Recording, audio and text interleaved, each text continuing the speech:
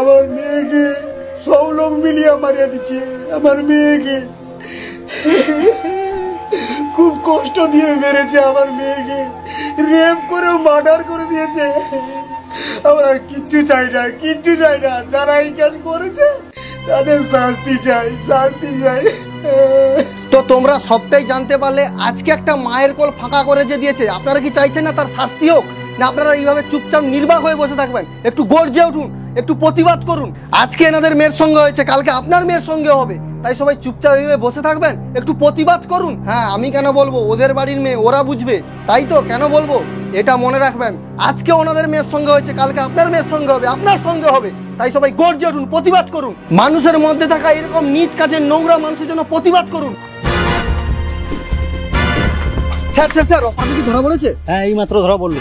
অপরাধী কিছু বলছে কি, মুখ খুলেছে বা কিছু বলছে এর সঙ্গে আর কে জড়িত বা যুক্ত আছে? না, এখনো কিছু বলেনি, তো বললেই জানা যাবে। তো স্যার, আপনি তো প্রথমে বলেছিলেন যে এটা একটা সুসাইড কেস, কিন্তু স্যার হাসপাতালে সবাই তো বলছিল যে এই মানে এটার ব্যাপারে কেউ জানে না, এবং প্রিন্সিপাল স্যার নিজেই বলছিলেন যে এই ব্যাপারে আমিও জানি না। তো তাও আপনারা কিভাবে এনাকে চিনতে পারলেন যে ইনি একমাত্র করেছেন, বা ইনি করেছেন, অ্যাকচুয়ালি ইনি দোষী বা ইনি মার্ডার করেছেন, রেপ করেছে? কিভাবে জানতে পারলেন কিভাবে?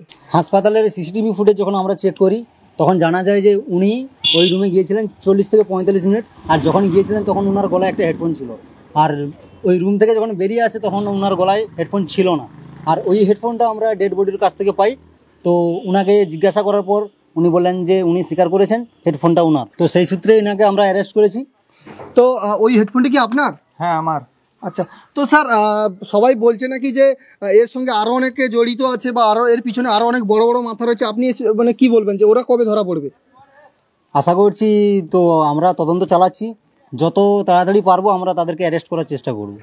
তো আপনারা সবটাই জানতে পারলেন। বর্তমানে যিনি হচ্ছে এই কাজ করেছে তিনি ধরা পড়েছেন। তার গলা থেকে একটা হেডফোনও পাওয়া গেছে, যেই হেডফোনটি উনি স্বীকারও নিজেই করেছেন, ওনারই হেডফোন। তো এখন আমরা যাব হসপিটালে গিয়ে দেখব বর্তমান পরিস্থিতি এখন কি চলছে। উই ওয়ান্ট জাস্টিস, অপরাধীর শাস্তি চাই, অপরাধীর শাস্তি চাই। উই ওয়ান্ট, দেখছেন ছাত্রছাত্রীরা বিক্ষোভ জানাচ্ছে, অপরাধীর শাস্তি চাইছে। তো ওনাদের কাছে যাব, জিজ্ঞাসা করব। তো আপনি কে? আমি হসপিটালে একজন জুনিয়র ডক্টর। তো আপনি কি ওনাকে চেনেন? হ্যাঁ, আমি ওনাকে চিনি। উনি হচ্ছে আমার বান্ধবী হতেন, আর আমরা প্রায়ই একই সঙ্গে ডিউটি করতাম। তো আমার এই মাসের ডিউটি টাইমটা চেঞ্জ হয়ে গেছে, কিন্তু ওর চেঞ্জ হয়নি। ও সবসময় বলতো যে ওর নাইট ডিউটি করতে ভালো লাগতো না, কিন্তু সেটা এখন বুঝতে পারছি যে কি জন্য। তো যেহেতু আপনি হসপিটালের ডক্টর, তো আপনার কি মনে হয় এটা কারোর একার কাজ, না এর সঙ্গে আরো কেউ জড়িত আছে? সেটা তো পোস্টমর্টম রিপোর্ট আসা না পর্যন্ত বোঝা যাচ্ছে না, কিন্তু তাও আমরা যেটা নিজের চোখে দেখেছি সেটা দেখে মনে হচ্ছে এটা একজনের কাজ না, এটাতে একাধিক জন যুক্ত রয়েছে। আর আমরা এটা শাস্তি চাই। ওকে যেভাবে নির্মম ভাবে ধর্ষণ করে হত্যা করা হয়েছে, আমরা সেই খুনির শাস্তি চাই, শাস্তি চাই। আপনি যেটা জানেন বা আপনি বলতে চাইছেন যে এটা একাধিক লোকের কাজ, কিন্তু এখানে ধরা তো একজন পড়েছে, একজনকেই দোষারোপ করা হচ্ছে। তো আপনি কি বলবেন? না, এখানে আরো অনেকজন লুকিয়ে আছে। আমরা তাদেরকে ধরার জন্য, তাদের শাস্তির জন্য আমরা প্রতিবাদ মিছিলে নেমেছি, আর এই প্রতিবাদ মিছিল আমরা চালিয়ে যাব যতক্ষণ না ওদের শাস্তি হচ্ছে। তো আপনারা সবটাই শুনলেন। এই হসপিটালের ডাক্তার, যিনি জুনিয়র ডাক্তার, তিনি সবটাই বললেন। তো আমরা এখন দেখবো যে সেই দিন রাতে অ্যাকচুয়ালি হয়েছিল কি। ঠিক আছে, আমার তো তাহলে আজকে ডিউটি শেষ, আমি বাড়ি চলে যাব। আর কি খাওয়া দাওয়ার ব্যবস্থা কি করলে? আমি তো অর্ডার দিয়েছি, আসবে একটু পরে। আচ্ছা ঠিক আছে। ভালো, তোদের ছুটি হয়ে গেল, আমার তো এখনো ডিউটি আছে। তাহলে তুই তো ডিউটি টাইমটা চেঞ্জ করে নিতে পারিস, তাই না? আরে বারবার ধরে তো বলছে আমাকে ডিউটিটা একটু চেঞ্জ করে দিতে, সেই বারবার ধরে আমাকে রাতেই ডিউটি দিচ্ছে। চেঞ্জও করতে বলছি কিন্তু চেঞ্জ করছে না, আরো বেশি উল্টে আরো বেশি সময় দিচ্ছে আমাকে। কি করবো বলতো? ঠিক আছে, দেখ কি করিস। আমার তো ডিউটি শেষ, তাহলে আমি বাড়ি যাই। আর তোরা কি অর্ডার করেছিস? হ্যাঁ হ্যাঁ ঠিক আছে, তুই যা। তুই কি কিছু খাবার অর্ডার করেছিস নাকি? না, আমি খাবার নিয়ে এসেছি। আচ্ছা ঠিক আছে। হ্যালো, ঠিক আছে, যাচ্ছি। ঠিক আছে, তুমি থাকো তাহলে, আমি আসতে কল। হ্যাঁ যা। হ্যালো, হ্যাঁ এই যে বসছি। মা, তুমি কি করছো?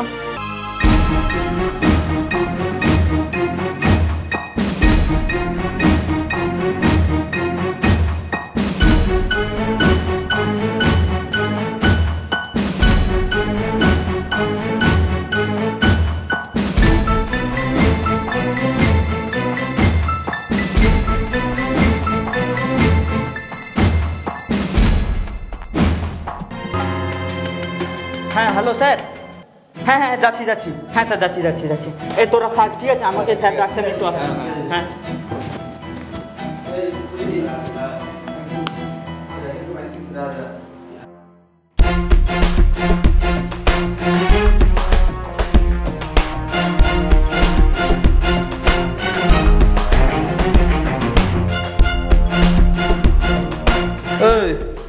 ওপরে রাখা আছে, চলে যা। তো নমস্কার সবাইকে। তো আমরা সবসময় কমেডি ভিডিও বানাই বলে সবাই ভাবছে যে এর আগের ভিডিওটা আমরা বানিয়েছিলাম, তো সবাই ভাবছে যে আমরা কমেডি ভিডিও বানাচ্ছি। এটা কোনো কমেডি ভিডিও নয়, এটা সিরিয়াস ভিডিও, যেটা আমরা নিউজ চ্যানেলে দেখছি বা যেখানে চারদিকে খবরে দেখছি সেইগুলোর উপরে একটা ভিত্তি করে আমরা সেই রকম বানাচ্ছি, যতটা মানে তুলে ধরা যায়, যাতে সবাই প্রতিবাদ করে, সবাই যাতে মানে অপরাধী যাতে শাস্তি পায়, মেয়েটা যাতে ন্যায় বিচার পায়, তার জন্য আমরা সবাই এই প্রতিবাদ জানাচ্ছি ভিডিওর মাধ্যমে। তো কেউ বলো না যে এটা আমাদের কমেডি ভিডিও। অনেকে কমেন্ট করছে কমেডি ভিডিও বলে, এটা কমেডি ভিডিও নয়। তো আমরা এইভাবে আরও যদি তোমরা সাপোর্ট করো তো আমরা এইভাবে আরও বানিয়ে যাব, এরকম চেষ্টা করব বানানোর জন্য।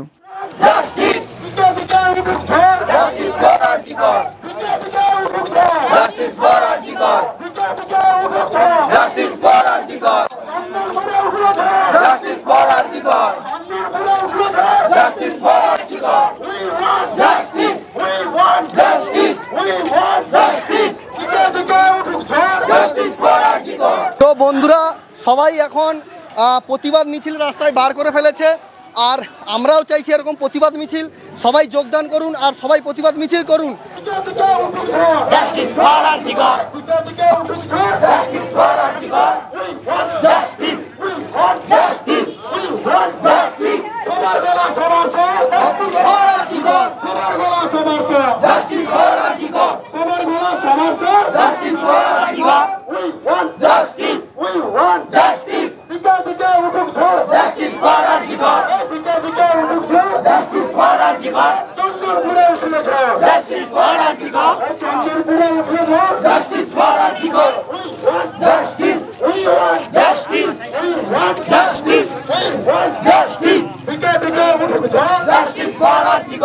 নির্যাতিতা যাতে তার সুবিচার পায় সেই জন্য সবাই প্রতিবাদ মিছিল বার করেছে, এবং যাতে মানে কি বলা যেতে পারে দোষী যাতে শাস্তি পায় তার জন্য সবাই এই প্রতিবাদ মিছিল করছে। তো সবাই প্রতিবাদ মিছিল রাস্তায় বারও করে ফেলেছে। সবাই এখন আমরা দেখাবো, এখানে সামনে গিয়ে দেখাবো সবাই যেভাবে প্রতিবাদ মিছিল বার করেছে।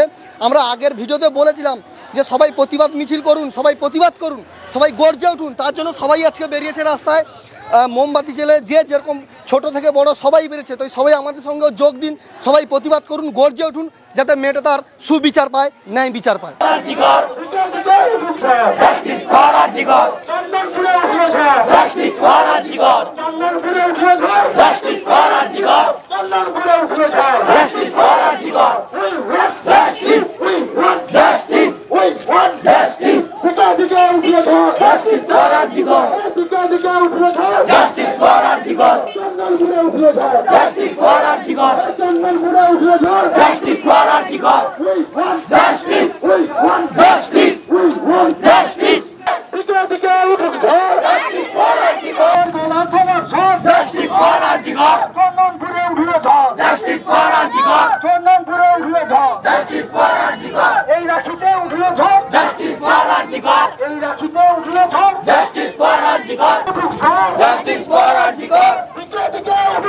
Justice for